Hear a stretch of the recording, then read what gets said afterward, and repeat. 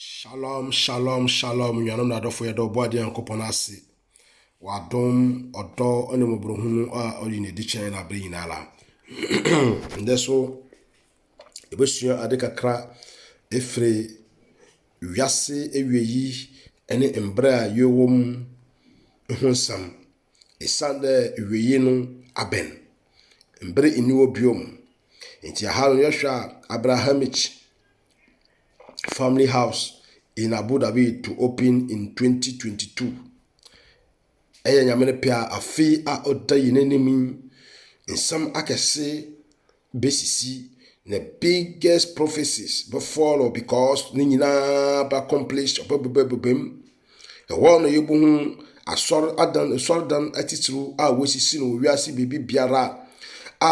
many type of denomination for Christian and Muslim and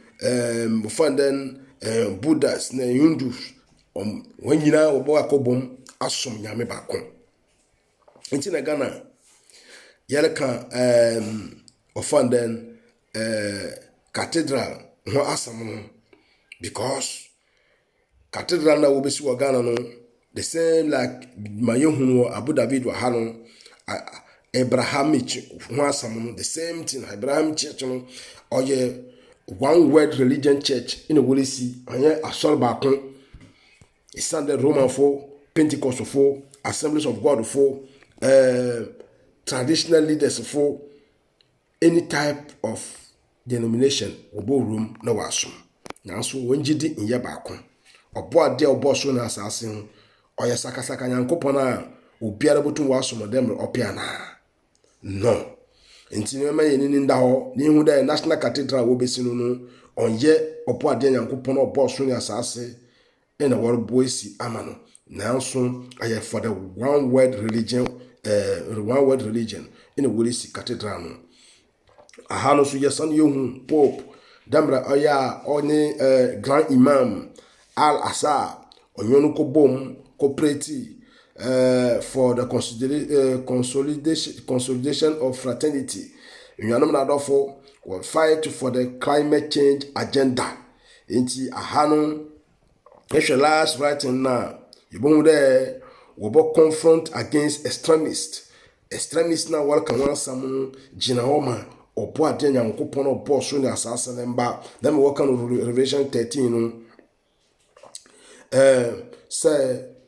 wobo sori etia ahotefo na obedi wonsu nkunim wonya ahotefo no bokon na wodi wonsu nkunim mbre no aso say wiase agidefo nyina wobo sori one didie nam left obo sorry etia onyankopon mba nanso mpo Bible kire se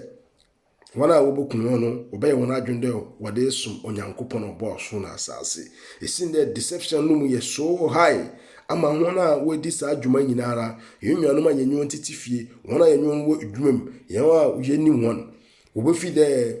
nsama olokoso no yen ne yedifo damre your friend mbebiara wo wiase wasese anwopande na awumuma anwopande no ina ema ofande pandemic no onko America dem accusation no wada ma hona wase wonko wopande no hona wa ma yare no yelba no ayekese hona wa ma ahona wa wopande no mu yelba into the same false accusation no na yedo ba whatever to climate change agenda. What's a climate change agenda refuses? Our NKG climate change agenda atom no. A terrorist, a offending I say wo nyanom na dofo. A sombo nyina wo ba mo because yareba ene nyama hodo a obokodu nyina la. Wana wa pande na ahwe enye won for the meantime no before 2 years no mu no in afi na yalba no start there I don odidi oyinu wodi wo kunkun one into what be share the climate change because climate change agenda na technology wo use what be asase wo so any nyama bebre esisi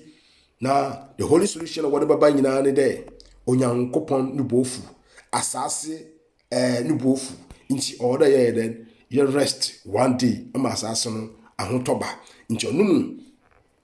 ena hona one J climate change agenda into because ɛda wɔde rest wɔde ma asase no ho tɔ no ma asomdwe aba wiase ne yɛkɔsi da no movement day nnuanom na adɔfo ɛnum ɛna wɔde sombo de baba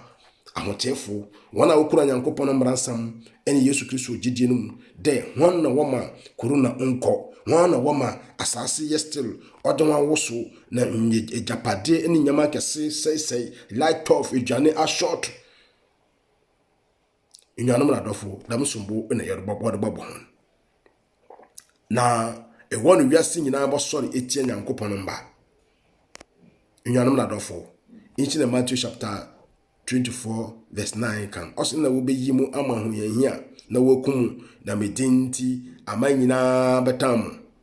aha no yɛhwɛ the second line na ɔsɛ and confessions at Romans Colosseum in Roman Colosseum no so no yɛbɛka ho asam ɔsɛ the participation of religion leaders from Christianity, Islamic, Ibrahim's, Buddhism, all the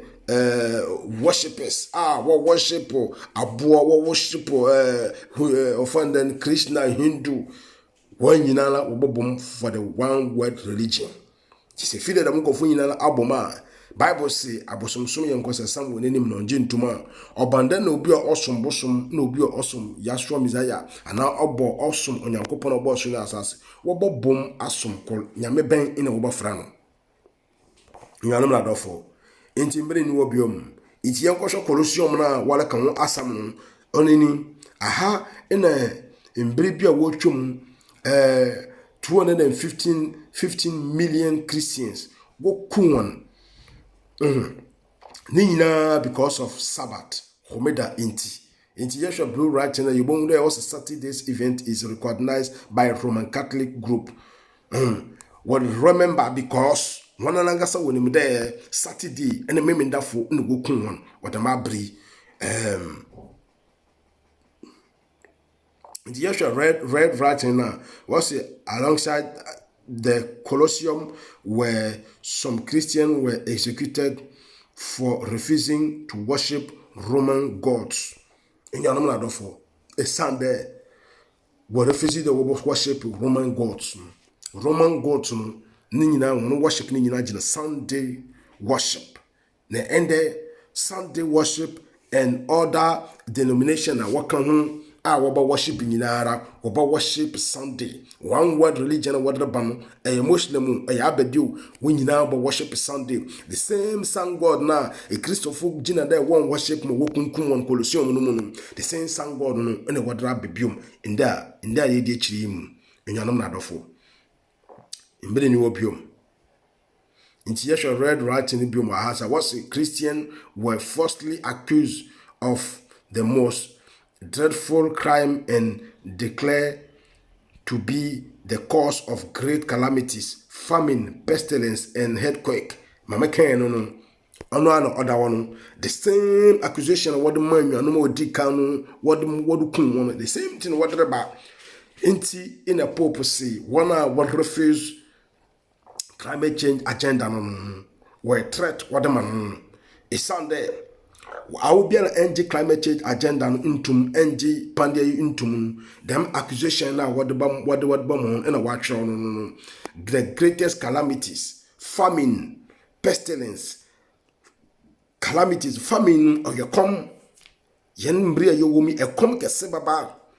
ya dear no pukla or already know your womb not obey high or intensify because 1 hour upon now for up to now be in your one. Nubejedi earthquake asase wo so na de nyinara no dam bone obokodo wo wiase nyinara no wobasan wada hye Kristofo amapa a wokuta nyankopon bransam ene Yahshua Messiah Yesu jiji no mu obakada won because of Sunday na one worshiping tea ene damo hawo nyinara reba asase do nti wobokunkum nimpa bebre nanso onyankopon ahye ho kom ato se mama yensuro esanda okanya ho Nyanam na adofo. Pope prays for peace with faith leaders. Nyanam abra onyankopon se asomdwe nwi asase subiom. Esande the Prince of Peace. Ene ni yene wrade Yesu. Asomdwe nyi bebiara. chide Kristo mu nkuto na asomdwe wo enti wiase mpinifo bobo wona ho apart from a how I want to say create that basasu nyina no do echi no obapeda si later no gather for the peace now so asomdwe ni ho Bible chere nde abra wiase nyina bakada asomdwe no mpofrem wo na osei kese baba wiase nyina so Pope accused of playing God at Vatican trial ina no nkofo Vatican hono nyankopon emba wo Roman Catholic Church m obeyi won nyinala aba damenti na asam no ase mon frame Babylon memfi na mo aye o mo bone ni bi damasam wo double explanation say nyana yewo nyankopon mba yemfiri bonim nanso hono so a wasan wo esum bi ma onsam fata wo ye nyankopon mba no obobie wenini na watwe ho efida manyama nyina ho na waba wo bohunu ko no mu nti Pope also the Holy See or the Holy Father in Vatican mpokra no a chere tisiala there's no democracy Jehovah kanu or final the word democracy will issue to the one yama to 2 years to protect on akasa won ho na afina when your power ewie no tisiala no all the president the political leaders no why you want say why nyame ukro biare nu obaka chem da sisia democracy wo sisia president to one wakasa or your final aman you say a pair ko strike pande wo yi aman asosol bebre se wonji ntum na so de democracy bi yedwuma no democracy bi ara nye yedwuma e sound democracy no ina what the protect and one kasa won ho politicians no wo mrafon ene nyama a wo hihya onye nyame asam nye nkono dem bebe ya obia nkan won hwe na sisia na wonya all the powers no control bi biara ne de democracy nye yedwuma bio nti hanu purpose or to me there oye oshe mbra the minti or divine power inti the Bible kan there obasesan nyankopon emrasam obasesan nyankopon calendar embre ene embra wa Daniel chapter 7 verse 25 no mun ahaso osan amayehu say asam no ye nokol inti no pope mayehu da ha no so obotum wa gba hona open wona asam ina hono so ompe wona asam obotwa wona achi oye no se onyankopon onyanam na dofo enti yesu yenim se onyankopon a obo so na asase no ne ba yashua mizaya yinu hodi a wase odinonum ohome no bokun obotwa na achi ne nti ha yetum yehu da pope wase obotum wa modify divine laws ye nyankopon asam nyankopon mbra because bibia divine or a bibia or few nyankopon a spiritual thing na mbra sam so ye spiritual laws oche onyankopon suban nti se woso ekita nyankopon mbra sam ma nyankopon ni su odubo nyankopon ni mpada seni no character no ote wo mu nyanam na dofo ye hwehwe obo ade nyankopon ne yindi na nsam so esande ose de odo onyankopon no don kra de odo mransam don kra na de otan mransam no odo owo onyanum na dofo mbre ni obiom ye hwehwe onyankopon ne chikwan ne yindi onyankopon asam so ase Pope Leo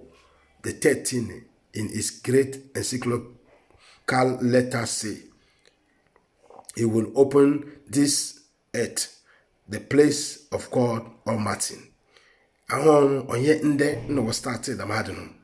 There wo fa wo ba kire won ho wo yi won ho say won ni onyankopon. Onyanom na dofo. The why no betum adon ho atoto onyankopon no ho. Alpha and Omega. Obiara ni nanim no obiara ni n'echi no. Na nso nimpa da seni a entu mbo anoma mpokra si odon ho toto onyankopon. Nyanam na dofo ember na aso na onchel biara fitness ya lokono nyankopon asam ho beyetin opeye nan esande ensama yeti wo Facebook yeti wo WhatsApp yeti wo YouTube ni nana no wo be sense ni nyina wo be cancel nya da me be ya onyankopon asam no ko no onko kodo biom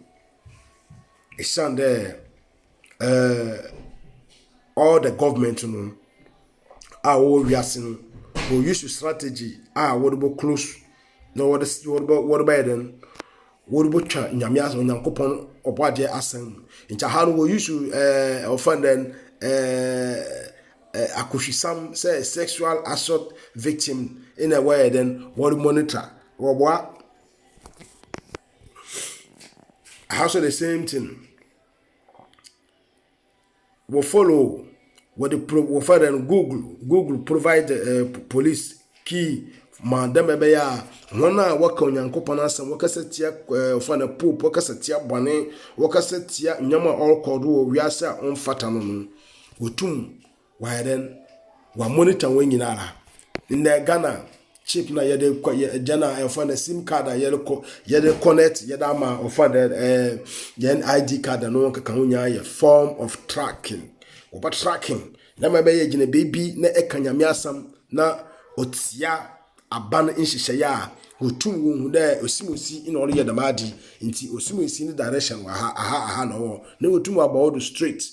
nti onyankopon mba ina we target in the last days nti Biden pokla atu no motoro aka no kwa no on Facebook do any big tech so no wo use technology why then what the tracking yankopon mba na mebe ya wiibra no obenya wona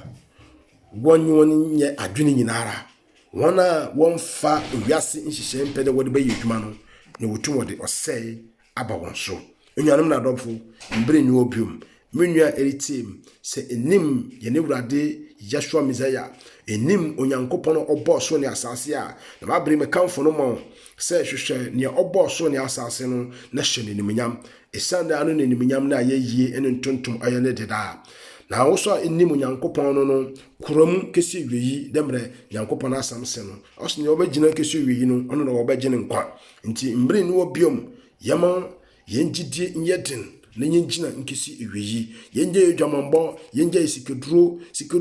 sikedro ekaji mpokro mfaso biara nyi ho na wiase a wako weyi how many years na wodba mo wo sikedro no mu ya pandi mpokro a eji sikedro no mpokro ebeka ko won ebesa na wuwom mojo hwegu ayenimpa dan nyanum na dofo yeni nyanum so a ahochiri nti woton won nipadua yeji sika no mma no mbema mpokro so yebi yensa kran yana adwen munyankopon obufu amba yenso Ghana mbre yomi wodi trumu agenda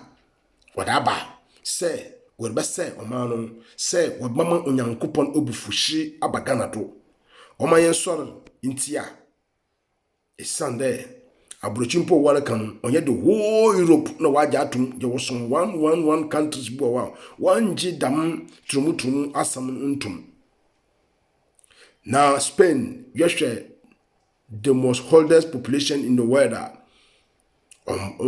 mana nkokrafo adosu wom echire mbrenti a oye Spain because won wo se ebo follow them agenda na we sabo wo fom isane obiara ni onim yansa chino nyankopon oboso ne asase yanam na dofo ahoho na wati Spain ha no wo Germany ahoho na wati wo what's one wo ahona soso wasan wo hiani mpa because what's one for nyankopon oboso ne asase asame yedwuma menua eritim se nim onyankopon a ananso e doubt wo nyankopon asam ho a for Bible na bompai hwehwe onyankopon echekwan na obeyi no ho edi akirawo na yenso a yennam kwan no so no yehye support dream na yonkurum isande Bible say inti dia oy so gina wono onhwe ye na wanhwe ase nhyiranka oboade nkura yemu na omaye na hoden na mfo nkenkesiri wi shalom.